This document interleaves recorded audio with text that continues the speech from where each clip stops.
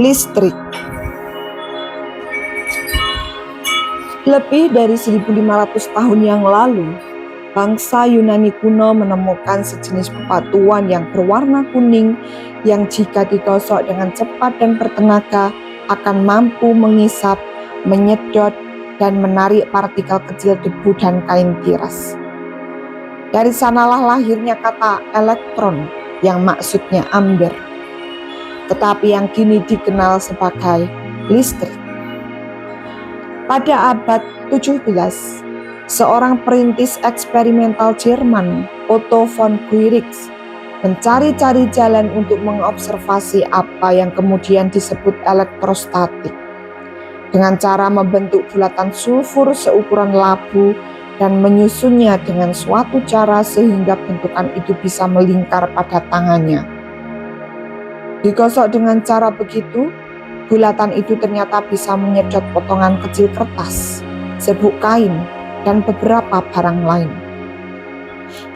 Tanpa diduganya, von Guericke menemukan benang linen yang menempel pada bulatan itu menampakkan daya tarik yang sama dengan sulfur tersebut. Inilah generator elektrostatik yang sederhana, tapi orisinal dan merupakan arus listrik cepat yang pertama. Pada 1786, Luigi Galvani, seorang profesor anatomi di Universitas Bologna, memperhatikan bahwa percikan dari sebuah mesin listrik di dekatnya mengakibatkan kontraksi pada kaki seekor katak yang sedang ia bedah. Penemuan kebetulan ini membawanya kepada beberapa eksperimen. Antara lain, jika ia menyalurkan listrik dengan cara menyentuh kaki katak dengan batang timah dan ototnya dengan batang perunggu, kedua logam itu akan berhubungan. Meski Galvani keliru menamakan penemuannya sebagai kelistrikan binatang, penemuannya membuka pintu menuju berbagai penemuan lain. Masih pada abad 18, seorang eksperimentalis Inggris, Dr. William Watson, merencanakan mata rantai manusia yang ganjil. Seorang lelaki mengengkol roda yang gesekannya dengan tangan seorang wanita menghasilkan muatan listrik yang tertransfer ke kaki seorang bocah yang digantung dengan tali sutra. Muatan listrik itu kemudian mengalir pada seorang gadis yang berdiri di atas bak terkering yang diisolasi. Nah, tangan gadis itu bisa menyedot dedak di atas meja. Eksperimen itu berhasil. Ternyata tubuh manusia bisa dilalui listrik. Pada 1993, listrik digunakan untuk menyetrum Januarium. Begitulah ceritanya, terdengar mengoyak malam, menerobos keluar dari kamar interogasi. Setiap kali dua jepitan itu pakai kepiting menancap di ketiaknya. Tahanan itu betul-betul menjadi tahanan dalam rumus R sama dengan E garing I, di mana arus proton dan elektron dengan tegangan 110 volt menggasak Januarium bertubi-tubi. Ternyata listrik tidak hanya berguna untuk penerangan, pikir Januarium. Listrik punya daya pukul melebihi seorang petinju kelas berat. Cepat katakan, siapa suruh kamu orang minta suaka? Viva. Kalimat itu tak pernah diselesaikannya, karena setiap kali ia mengucapkannya, seorang petugas memutar potensiometer di depannya dan suatu entakan arus listrik yang dahsyat menghantam tubuh Januarium sehingga ia terpental bersama kursinya. Kamu orang kepala batu, kenapa kamu orang tidak mau mengaku? Kamu orang ingin merdeka, tapi kamu orang tidak bisa merdeka kalau tidak mau kerjasama. Cepat katakan, siapa? Januarium bungkam. Ia masih tergeletak di lantai tanpa baju. Ia hanya menggunakan celana jeans yang penuh dengan bercak darah, tanpa sepatu, tanpa sandal. Dahinya berpeluh, bibirnya tebal dan pecah-pecah karena pukulan pentungan karet maupun besi. Viv, orang Amerika itu kah? Orang Australia? Orang Belanda? Orang mahasiswa?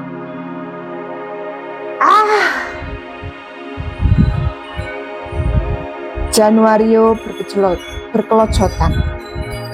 Setiap kali pertanyaan itu diucapkan, ia tersentak karena tersetrum. Maka tersentak-sentaklah tubuhnya seperti ikan dalam keranjang. Lantas jam berdentang 12 kali. Rembulan terang dari balik terali. Wakijan, siap, bereskan semua. Suruh orang cari nasi goreng. Kita orang dari tadi belum makan. Siap. Warung di pasar itu masih buka. Sudah tutup, Cap. Jadi, apanya yang siap-siap? Yes, sir. Dasar goblok kamu. Sudah, bikin mie. Mereka ada 3 orang meninggalkan ruangan. Sebelum pergi, Wakijan mencabut stop kontak, melepaskan jepitan dari ketiak Januario dan mematikan lampu. Tinggallah Januario sendiri, tergeletak merasakan dinginnya lantai. Sayup-sayup terdengar olehnya jeritan seekor burung malam. Waktu masih kecil, ia pernah tersetrum. Ia sudah lupa bagaimana rasanya karena kehidupan pada masa lalu tidak memberikan kenangan tentang rasa sakit dan menderita. Ia teringat malam-malam pesta dansa, malam-malam estilo, dan malam-malam aquardenti. Tempat gelap dan tawa bisa terdengar begitu bebas, begitu lepas, tanpa perasaan takut melakukan kesalahan. Januario, ya, ada surat. Dari mana? Lisabon. Tentu saja ia ingat saat itu. Saat ketika ia menjauh dari keramaian, membaringkan dirinya di lantai yang dingin dan membaca kalimat-kalimat itu. Kalimat-kalimat lembut seorang ibu yang begitu penuh dengan kasih dan sayang dan begitu pekat dengan kerinduan. Januario tersayang, tiada yang lebih jujur selain kasih seorang ibu. Tiada yang lebih mesra selain belai cinta seorang ibu. Dari jauh Januario selalu merindukan surat-surat ibunya, yang pada suatu ketika terputus tak pernah diterimanya lagi. Padahal waktu itu ia sudah bersiap-siap berangkat.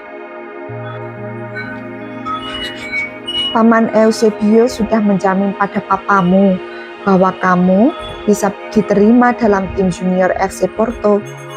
Jika kamu tekun berlatih dan permainan meningkat, kamu akan mendapat posisi dalam tim senior atau pindah ke klub Benfica.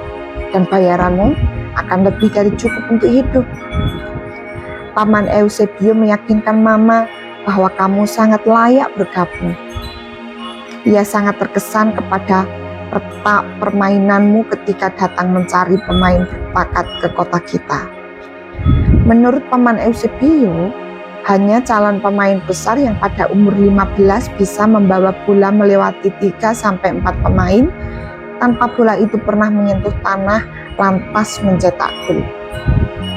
Papamu tadinya tidak setuju kamu jadi pemain sepak bola, tapi Paman Eusebio berhasil meyakinkan Papa bahwa di Eropa masa depan para pemain sepak bola yang berbakat seperti kamu sangat cerah.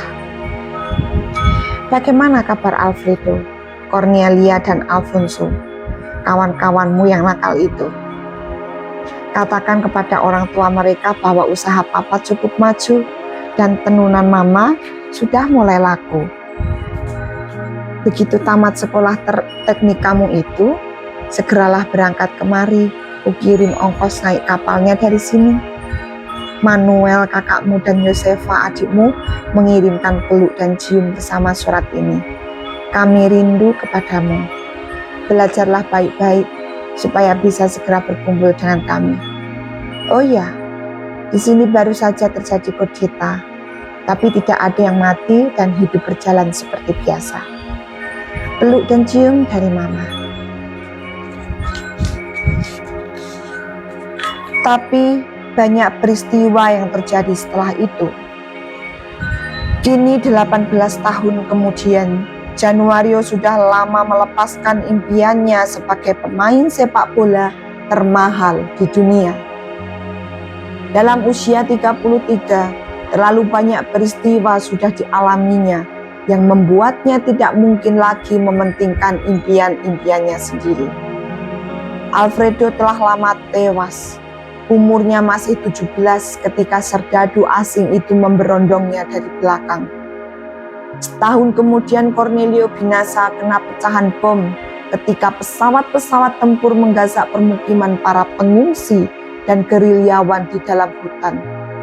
Tinggallah Alfonso bersamanya, bergerak dalam organisasi klandestin di dalam kota. Namun Alfonso sudah pergi dalam usia 30 tahun.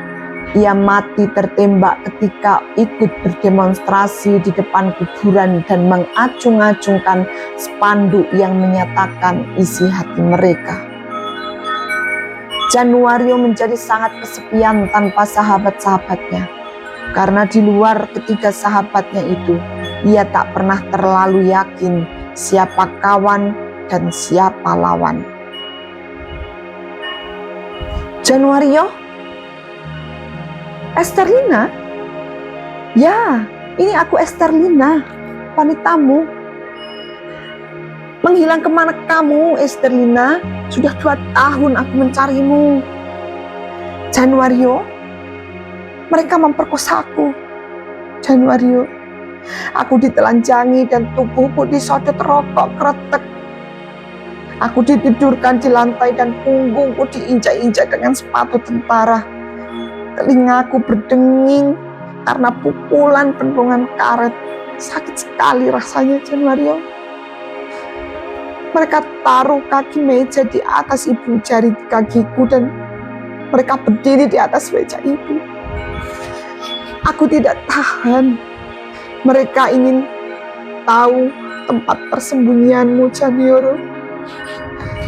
Tapi bagaimana aku bisa mengaku kalau kamu selalu merahasiakan kegiatanmu? Mereka tidak percaya itu, Januario.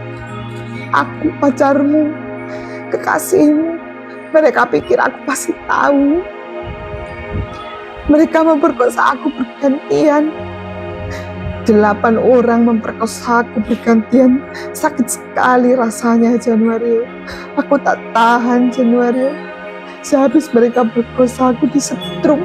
Setelah disetrum, aku diperkosa. Aku tak sanggup lagi.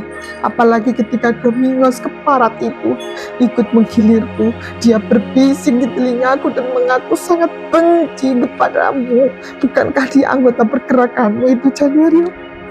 Semoga Tuhan mengutuknya. Aku tidak bisa berbuat apa-apa lagi, Januario. Mereka menenggelamkan mayatku di pelabuhan bersama beberapa mayat lain. Kita tidak akan pernah berjumpa lagi, Januario. Kenanglah aku, Januario.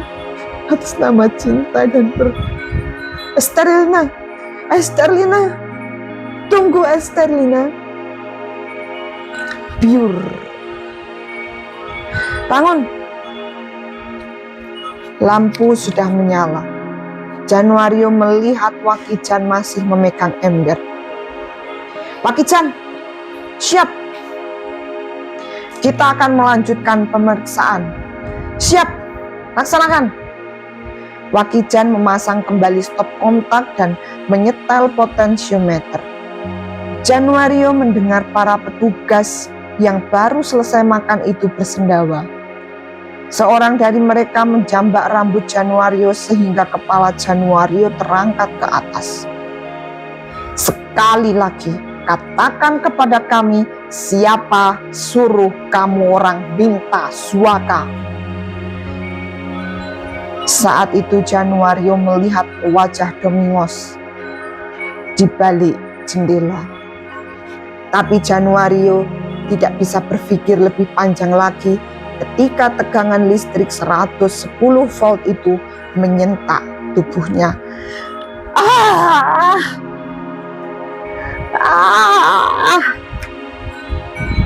Toh Januario sempat mengingat sebenarnya ia rajin membayar iuran listrik setiap bulan. 2 bulan kemudian, di sebuah ruangan di dalam gedung PBB di New York, seorang diplomat dari sebuah negeri yang tidak pernah berperang dan tidak pernah mengalami pemberontakan maupun kudeta membaca sebuah laporan dengan kaki selonjor ke atas meja. "The first thing they do to a prisoner is to beat him and give him blows to the stomach and the chest. He is blindfolded and electric shocks are given. They hit him with iron rods and on the back. They step on his feet with their boots. They give electric shocks. They burn his body with cigarettes including his genitals." Sampai di situ sang diplomat berhenti membaca. Kopi yang diminumnya tiba-tiba serasa terlalu pahit. "Kenapa aku harus membaca laporan ini sekarang?" pikirnya.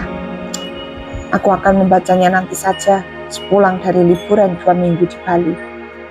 Jakarta, September 1993.